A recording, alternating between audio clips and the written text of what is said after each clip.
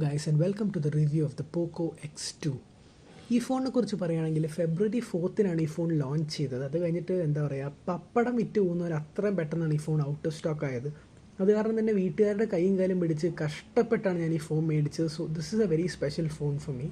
So നമുക്ക് ആദ്യം ഈ ഫോണിൻ്റെ പുറത്തുള്ള സാധനങ്ങളെക്കുറിച്ച് ഡിസ്കസ് ചെയ്തിട്ട് പിന്നെ ഇതിൻ്റെ ഇൻറ്റേർണൽസിലേക്ക് കിടക്കാം. സോ ഇതിൻ്റെ സ്ക്രീനിനെ കുറിച്ച് പറയുകയാണെങ്കിൽ ഇതിൻ്റെ സ്ക്രീൻ ഒരു 6.67 inch full HD+ IPS LCD സ്ക്രീനാണ് with refresh rate of 120 Hz. So അതെന്താണെന്നുള്ളത് ഞാൻ പിന്നെ പറയാം. സോ എൻ്റെ പോലെ വലിയൊരു കൈയുള്ള ഒരാൾക്കും ഈ ഫോൺ ഭയങ്കര ഹ്യൂജായിട്ട് തോന്നും. കാരണം എന്താണെന്ന് വെച്ച് കഴിഞ്ഞാൽ സ്ക്രീനിൻ്റെ ടോപ്പ് കോർണേഴ്സിലേക്ക് എത്തിപ്പെടാൻ കുറച്ച് ബുദ്ധിമുട്ടുള്ളൊരു ഡിവൈസാണിത്. That makes this a 2-handed phone easily.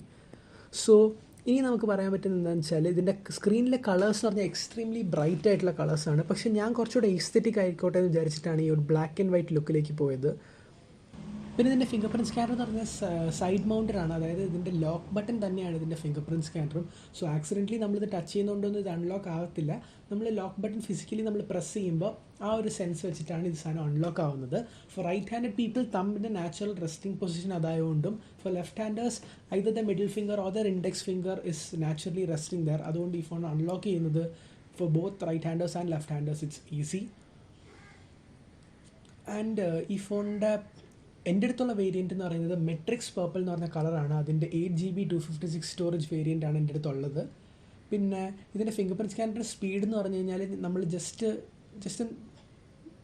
ലൈറ്റായിട്ടൊന്ന് touch ചെയ്യുമ്പോൾ തന്നെ സാധനം അൺലോക്ക് ആവുന്നുണ്ട്. And it is quick in its response. So it is a very nice fingerprint scanner. പിന്നെ ഇതിൻ്റെ ഫേസ് അൺലോക്കിൻ്റെ കാര്യം പറയുമ്പോഴത്തേക്കും when I raise the phone it gets unlocked. And നിങ്ങൾക്ക് ഇത് കാണാൻ പറ്റാത്തത് ഞാൻ ഫ്രെയിം ഔട്ട് ആയതുകൊണ്ടാണ്.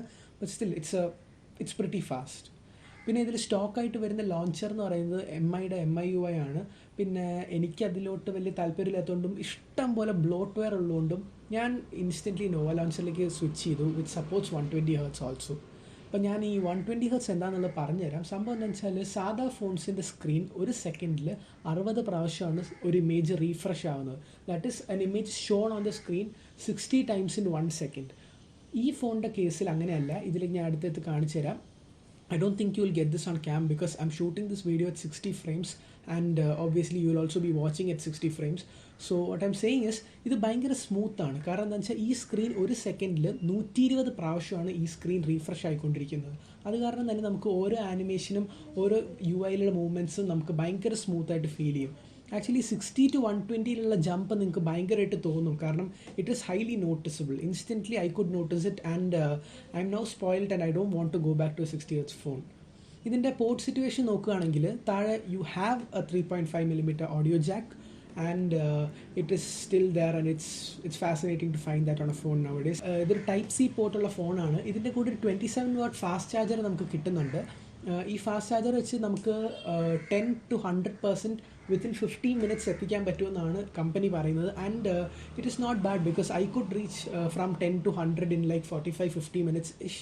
സോ പിന്നെ നമുക്ക് ഇതിൻ്റെ സ്പീക്കറിലേക്ക് വരികയാണെന്നുണ്ടെങ്കിൽ മോണോ സ്പീക്കറാണ് ഉള്ളത്. That is there is just one speaker in the bottom and the quality is not too good I can say. പക്ഷേ പ്രശ്നം എന്താണെന്ന് വെച്ചാൽ ഇങ്ങനെ നമ്മൾ കൈ വെച്ച് നമ്മൾ യൂസ് ചെയ്യുന്നതിൻ്റെ ഇടയ്ക്ക് speaker is automatically covered which affects the audio transmission and you can't here anything.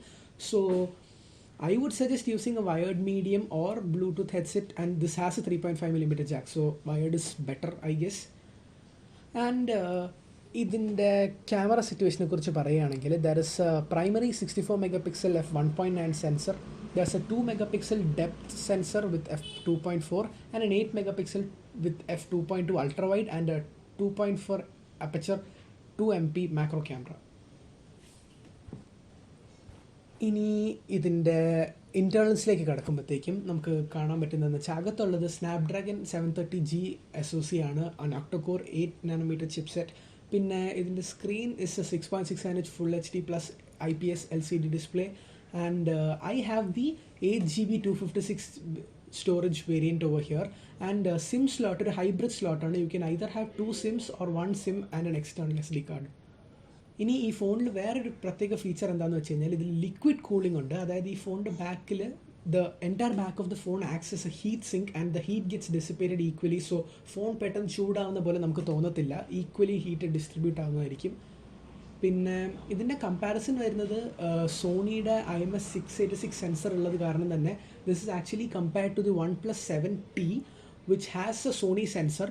And what's so special is that this is the first time that a Sony sensor is coming in an Indian branded smartphone. So that is something very special. Yeah, the photo samples that are taken in this are not very bad or anything. And നമുക്ക് കുറച്ച് photo samples എടുത്തെടുക്കുന്നത് കാണാം. Guys നമുക്കിതിൽ ക്യാമറയിലത്തെ കുറച്ച് photos നമുക്ക് നോക്കാം. അപ്പോൾ ഇതിൻ്റെ main ക്യാമറയിൽ എടുത്തൊരു ഫോട്ടോ ആണിത്. So this is a 64 megapixel image and you can see that ഞാൻ സൂം ചെയ്താലും ഇതിൻ്റെ clarity is somewhat maintained. So it's overall a nice photo. കാരണം ഇതിലെ ഗ്രീൻസ് ഒന്നും അധികം ഓവറായിട്ട് സാച്ചുറേറ്റ് ആയിട്ടില്ല. പിന്നെ the details are very well maintained in the water and overall this is a beautiful image. പിന്നെ ഇതിൽ തന്നെ the slot going on in the foreground over here. പക്ഷെ എന്നാലും ദിസ് ഫോൺ മാനേജസ് ടു നല്ല ക്രിസ്പായിട്ടുള്ള ഫോക്കസ് ആണ് ഇതിൻ്റെ ഉള്ളത്. ഇതിൻ്റെ പ്രൈമറി ഫ്രണ്ട് ക്യാമറയിൽ നിന്ന് എടുത്തൊരു ഫോട്ടോ ആണിത്.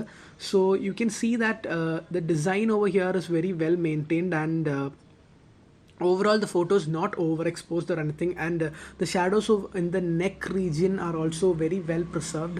പിന്നെ ഇതിൻ്റെ വീഡിയോ സിറ്റുവേഷനിലേക്ക് വരികയാണെന്നുണ്ടെങ്കിൽ നമുക്ക് ഈ ഒരു വീഡിയോ കണ്ടു നോക്കാം. സോ അത്യാവശ്യം നല്ല രീതിയിൽ തന്നെ നമുക്ക് കാണാൻ പറ്റുന്നതാണ്. ഇതിൽ എക്സ്പോഷറൊക്കെ നല്ല രീതിയിലാണ് ഇത് കൊണ്ടുപോകുന്നത്.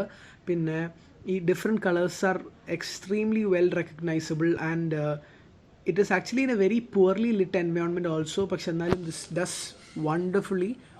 And if you just skip, you can just see the whites, and even exposure adjustment also happens very quickly in the last frame. If you notice, I'll just play that again.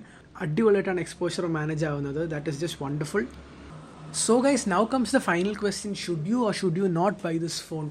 Well, if your budget is in and around 25,000, I would say please do go for this phone.